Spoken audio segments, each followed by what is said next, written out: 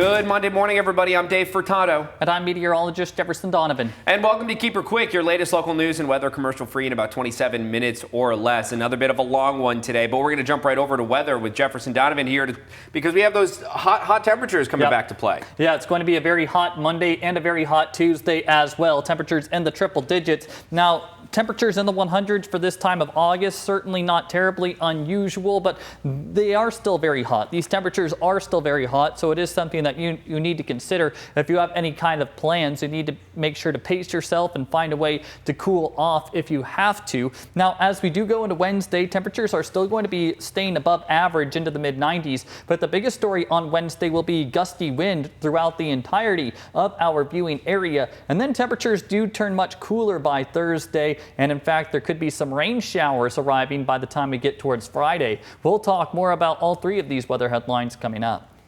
Thanks, Jefferson. We begin this morning in Yakima. Investigators say 2 people are dead and a police officer is recovering after a violent series of events on Saturday. As KIMA's Anissa Williams reports, authorities say the incidents are connected.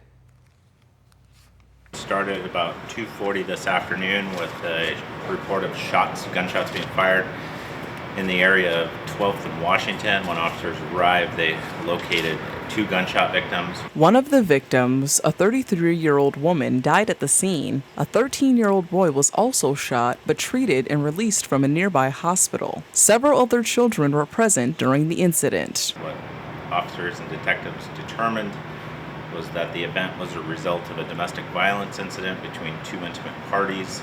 The children were believed to have belonged to both of the persons involved.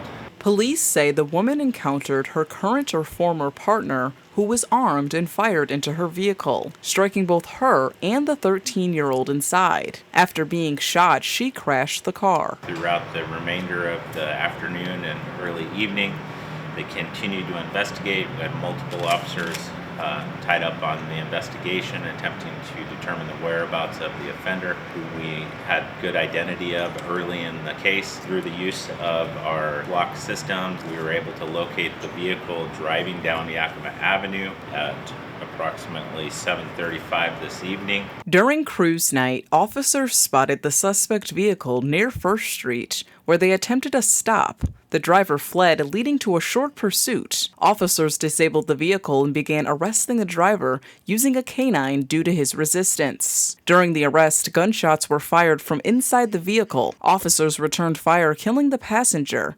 The scene was then turned over to the Yakima Valley Special Investigations Unit. One police officer was struck by gunfire in one of his extremities. He was taken to Yakima Valley Multi-Care, where he was treated and released for non-life-threatening injuries. The officer is doing okay. He's a 6-year veteran of the Yakima Police Department.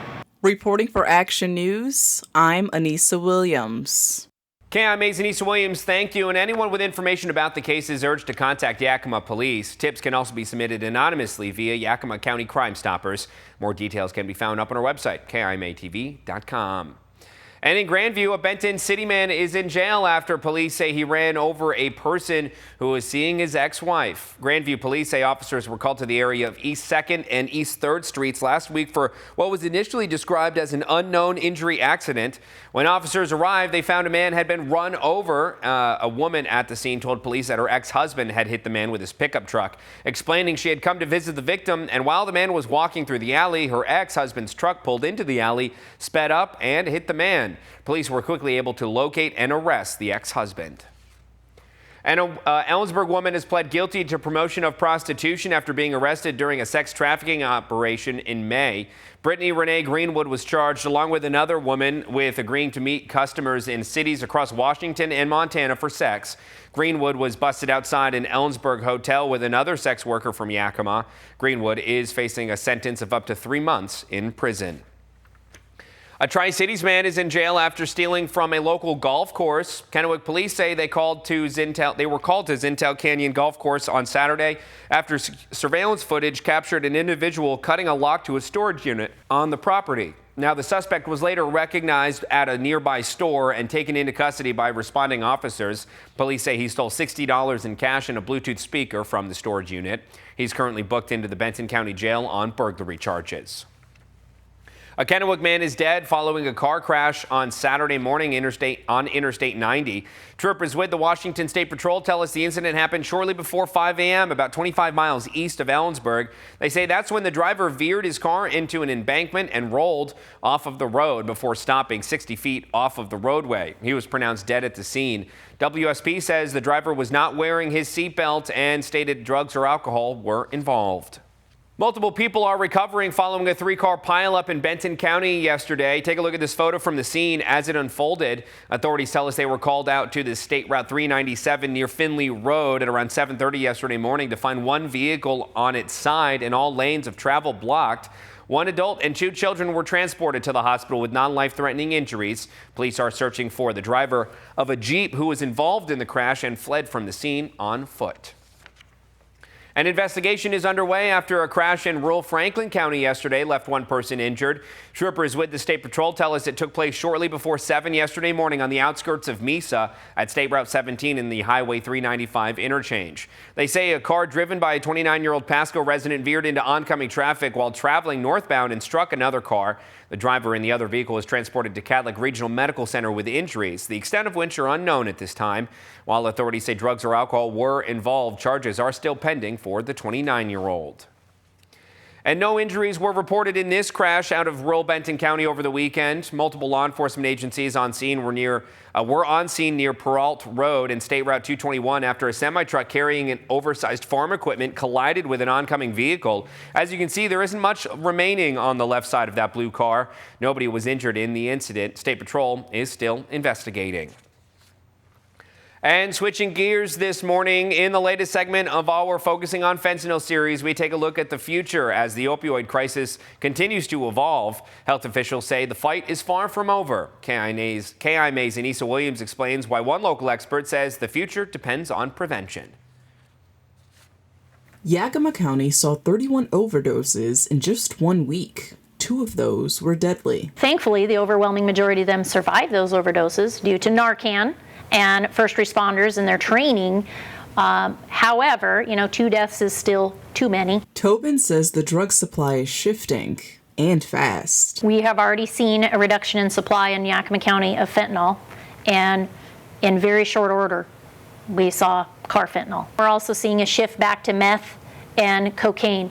They're always going to look at what is available, what is out there. The most effective way to deal with, regardless of what the substance is in the future, is through prevention and recognizing this is an adolescent disease. She says the timing couldn't be worse. A federal proposal would slash prevention funding by nearly 90%. $723 million and reducing them to $83 million. We're going to be less than 1% of the pie, and we're not dealing with the demand side. They're wiping out a lot of mental health resources. They're wiping out a lot of the prevention resources. A lot of programs are shuttering and closing their doors because of this proposal. She believes the key to long-term change isn't just enforcement, it's giving kids the tools to choose differently. There's a supply side and a demand side. Closing the borders is not going to affect the availability of alcohol, tobacco, or marijuana for youth in the United States of America. We have to address the demand side, which is the adverse childhood experiences, and also having the dollars available to put on town halls and educate parents and have things such as YMCAs. If we don't have those, we turn into Flint, Michigan, where the youth have nothing to turn to. Tobin says gaps in the system are putting lives at risk and real solutions are still out of reach. With proper laws, legislation, that would help. So again, but we can't arrest our way out of it. We also can't treat our way out of it. We don't have a medical detox facility in Yakima County. We need to fund and find funding for a medical detox facility. Every overdose, fatal or not, affects far more than one person. Again, we look at the cost to society. We are spending $2 trillion a year. Yeah, I mean, when you look at that, it's incredible that we're spending on this. And again, we don't even know the magnitude of the problem as a society. Yakima, we're trying to get there. We're trying to get that data, because once we have data, we can then identify solutions. Her message? Stop pointing fingers, start getting involved. Stop saying substance use disorder is a choice. That was a child who started with alcohol, tobacco, or marijuana, And they didn't understand the risks they were taking at that time. They were just trying to cope with pain, and they didn't have a healthier alternative. It starts with the community. If we don't have community, we will fail, and this crisis will grow. KIMA's Anissa Williams, thank you. And that wraps up our Focus on Fentanyl series. But Safe Yakima Valley reminds us fighting this crisis takes community, prevention, and a focus on youth, because without action, it will only get worse. All individual episodes of Focus on Fentanyl are available up on our KIMA YouTube channel. Over to some election coverage this morning. Mapton Mayor Rachel Rulas will advance to the November general election. And what was one of the most keenly watched races in last week's primary election, the first results had the incumbent mayor trailing in third place. But the finalized numbers released on Friday, she has moved into second by only 8 votes. Challenger Martha Gonzalez comfortably took first place, while Laura Vasquez finished third. Gonzalez and Rulas will now face off in November. Previous voter attempts to recall Rulas before the election had failed. Meanwhile, the Yakima County Auditor has released a list of elections with no candidates. Currently, there are a dozen plus elected positions across our region that have no one running to fill them. The Auditor's office says they will open a special candidate filing window this week for people interested in applying. If nobody applies to a position, the incumbent will remain there. If the incumbent decides not to hold the office anymore, districts can appoint someone to their place as an unexpired term before the position would be placed on the 2027 election ballot. Pasco Mayor Pete Serrano has been appointed the U.S. Attorney for Eastern Washington. In a news release, Serrano said it's an honor to be appointed, adding, quote, "I'm grateful and humbled by the confidence and trust extended to me by President Trump and Attorney General Bondi through this appointment. For the moment, he will be the interim U.S. Attorney until he's confirmed by the U.S. Senate." Serrano resigned as mayor and city council member effective August 10th. So what happens to those positions? Well, the city council has 90 days to appoint a new member to serve the remainder of Serrano's current term representing District 4. He was running unopposed, so city council will complete another appointment process in January. Applications will also be available on the city's website. Mayor Pro Tem David Milne will take over the largely ceremonial role of mayor until the city council selects a new mayor in January. Changing gears, in these hot days, there are some places you can go to for a cool down for free. All of the public library locations are a good spot to start, but locations such as the Columbia Center Mall are also designated as official cooling centers. There are also various shelters and other businesses operating as cooling centers as well. We have that full list up on our website, KEPRTV.com. You can also dial 211 for information about cooling centers near you. And a new fruit-themed attraction opened in Zilla on Friday, giving people a chance to cool off in the water for the first time since their pool closed nearly a decade ago. KIMA's John Franklin has that story. The kids are loving it, and this is going to be something for people to enjoy for generations to come. I love it so far. I was looking forward to it from the moment I knew it was going to get started. It's been 9 years since the Zilla pool closed, and now here we are on day 1 of the new pad, and it really seems to be making a splash in the community. So our pool was built decades ago. It was actually dug by horses. And 9 years ago, when we went to open it up, the water level had dropped 4 feet overnight. It's about 24,000 gallons of water. For a long time, people in Zilla had to get creative to cool off in the hot sun. I've been taking my daughter to the river a lot, but it's not as safe as here, yeah. And the citizens have been asking for somewhere to beat the heat. Outlet for them to come and, have some fun, get wet, There's no swimming pool anymore, so there had to be something. We knew that we needed an answer for the citizens of Zilla, give them a place to cool off during the hot summer months here. 1, 2, 3, splash park. The splash pad also reuses water, which is a first for the area. This is the first splash park in Yakima County that actually runs like a pool. So instead of just flushing the water out after each use, it's filtered and then uses chemicals just like a pool to have the water reused over and over again. The city listened to the community and acted accordingly, giving the people what they wanted. We think it's something to give back to the community. It's something that they've asked for, and we've responded. For Action News, I'm John Franklin. KIMA's John Franklin, thank you. Jefferson, people are going to need to hit the water in any way, shape, or form today, considering these hot temperatures that are back around. Yeah, absolutely. A splash park will be good on a day like today, as temperatures are going to be in the 100s for so much of the forecast area. Taking a look at the high temperature today map, there is plenty of pink on the board, meaning that we are going to be subject to some very high heat. Highs in the Tri-Cities today will close in on 105 degrees. Anticipate low 100s through the Yakima Valley today. Upper 90s close to 100 degrees in the Kittitas Valley today, with upper 90s to low 100s as well for the Blue Mountain foothills, as absolutely everybody does see sunshine overhead on this first day of the work week. Now, there are a number of heat-related alerts in place because of the high heat that we will see both today and tomorrow. In the orange color, this is where we have heat advisories. In this more purpley color, this is where we have extreme heat warnings. It doesn't matter if you are in an advisory or a warning. Just be aware that both today and tomorrow, we are going to be looking at those very hot temperatures. In fact, all of these heat alerts do go in place or are in place through tomorrow evening,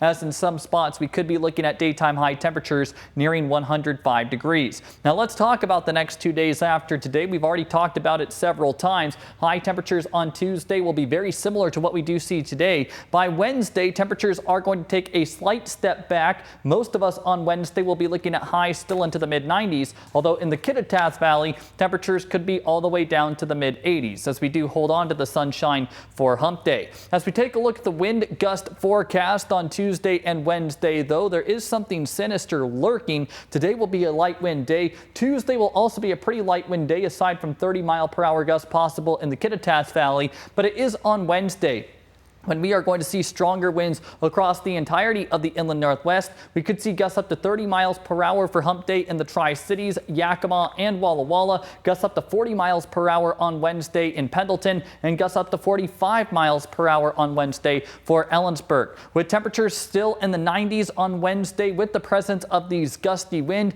we are going to be worried about heightened fire danger. We really need to have that fire safety on top of mind, especially on hump day with winds this strong and temperatures still staying hot.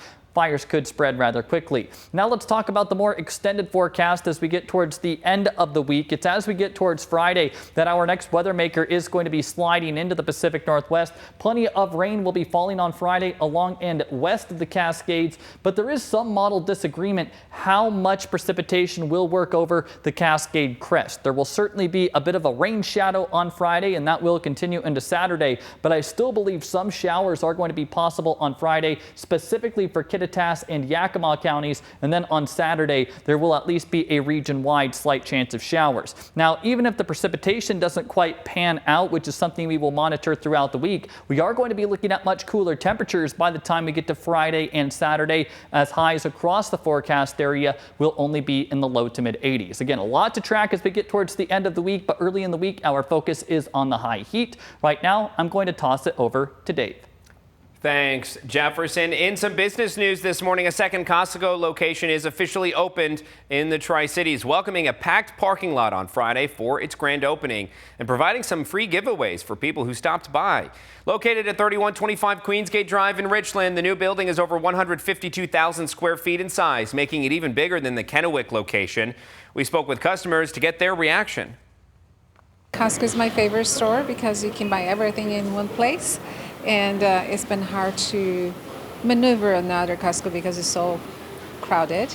So it's wonderful that we have another one. I wanted to see the excitement because we definitely need this in the Tri-Cities. Having a second Costco is going to be so beneficial to everybody. Costco's itself, they're always busy, but this will actually help the traffic down on the other side where I went to yesterday. So I'm assuming a lot of people split up, which would help. I think it's going to help having a Costco out here. Now, Costco is open to members only, with the cheapest membership option starting at $65 a year. And Yakima is welcoming the arrival of a new Les Schwab tire store. The popular tire chain held the ribbon-cutting ceremony on Friday, celebrating its new location on Nob Hill Boulevard. KIMA's Aiden Connor spent some time at the grand opening and shares what this addition means for the community. Les Schwab Tires opened up its first store in the West Valley area and drew in significant support from the community. For store manager Jack Herron, it was a homecoming. This has a special meaning to me and my family. We I started in Sela years ago, and this is coming home for us. Me and my wife grew up in the valley here, and so this has been a long time coming home. So we're really excited to be a part of the community and coming home. This particular Les Schwab location will provide the West Valley community with premier service that was previously not available in the area. There is no other tire store in the area, and so this has been very nice to be able to service the community out here where there is no other tire store. The company is community and family oriented, making it even more special for Jack with his family in attendance for the ceremony. It makes me feel like $1 million. It's been very nice, the welcoming we've gotten in the community here, and being home with family. That's what this company is built on, and it's been really good. Known for their personalized approach and coming out to meet you at your car as soon as you pull into the parking lot, Les Schwab continues to grow in the Yakima Valley. The West Valley location on Nob Hill becomes the third Les Schwab store in the city of Yakima, with the other two located on East Yakima Avenue and South 1st Street. Reporting for Action News, I'm Aiden Connor. KMA's Aiden Connor, thank you. Meanwhile, Les Schwab is still running their Pack a Backpack supply drive. The company looks to provide a source for children in need of school supplies as the upcoming school year approaches. You know, at Les Schwab, we always try to give back to our communities and make them a better place to live and work.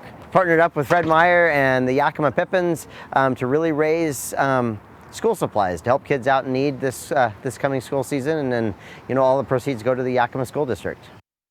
Now, you still have time to make donations through August 16th at your nearest Les Schwab location. The store is open from 8 a.m. to 6 p.m. on weekdays, while weekend hours may differ. All new and unused school supply donations are welcomed, as well as many monetary ones.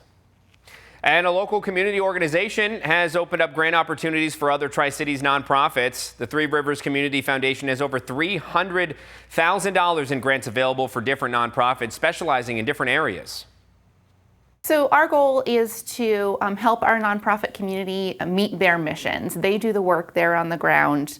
As a grant maker, we get to support them, lift them up, and help them achieve what they're trying to do. To me individually, it means the world, because I was an educator for 33 years in the community, and this allows me to continue to give back and be a part of the community that I grew up in and live in. Now, to qualify, organizations must be based in the Tri-Cities area. For more information, you can head over to our website, KEPRTV.com. A local organization tasked with uplifting the youth is giving back to the community. The Big Bro Joe Foundation held a clothing drive on Saturday in Kennewick to support folks in need across the region.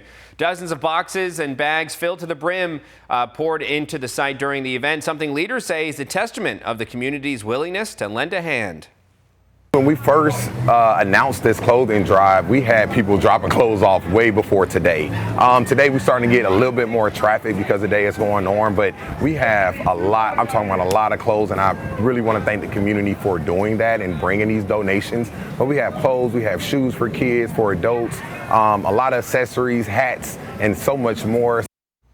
All donations will be going to the Union Gospel Mission to be dispersed to those in need.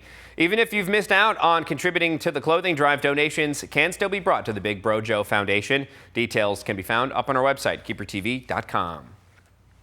A nationwide NICU competition to promote early reading took place over the weekend in the Tri-Cities. Barnes & Noble and Kennewick hosted a book drive where locals were able to purchase a book or donate gift cards in the store or online that went towards a book for a NICU patient. It's our goal to send every baby at the NICU home with 3 books. And the importance of that is that when babies are in the NICU, there's a greater chance of critical illness, prolonged hospitalization. All of that can potentially delay their speech development and lower their chances of family bonding. And so when you have books, it encourages family reading and it supports that bonding. The Catholic Foundation said they hope to receive 1,000 books this year and continue to receive donations until the end of this year.